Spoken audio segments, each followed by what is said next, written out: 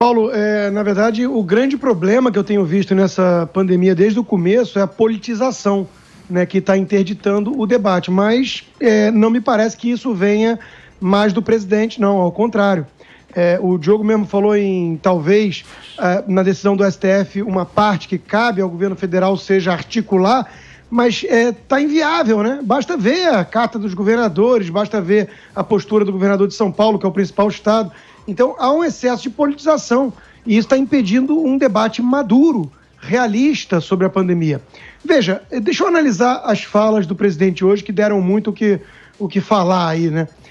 Existe uma grande diferença, na minha opinião, entre forma e conteúdo.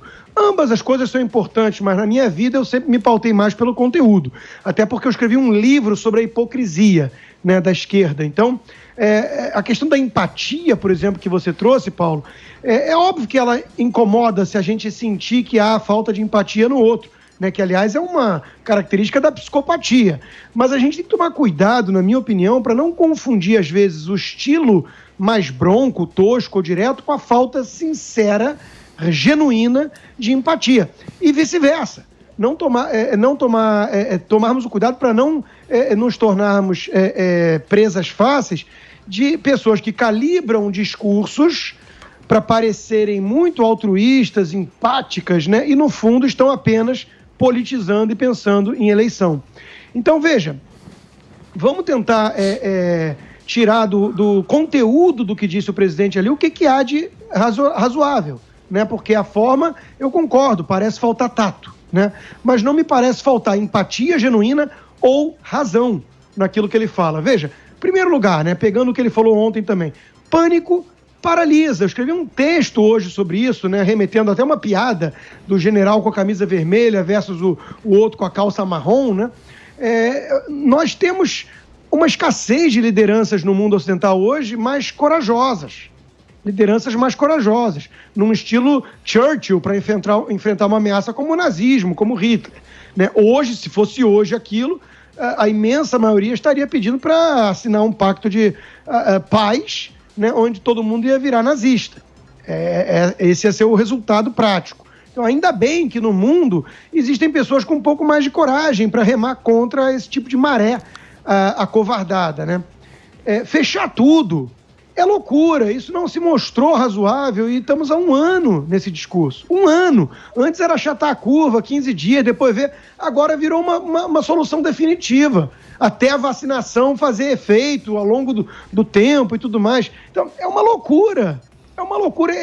Isso sim é falta de empatia e elo com o povo brasileiro, que não tem o salário garantido no final do mês e a estabilidade de emprego de funcionário público, ou não tem a condição de fazer home office, como a imensa maioria de nós, jornalistas, né?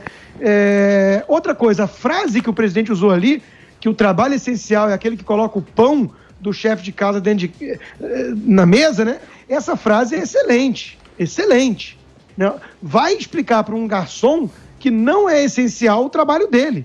Se ele depende desse trabalho para no final do dia colocar comida na mesa para os filhos. Então, tem coisas que estão acertadas ali, apesar da forma brusca, né, que é o estilo do presidente, que também cansa ser alvo de ataques tão baixos e chulos da imensa maioria da imprensa, chamado de genocida, de insensível e tudo mais, né?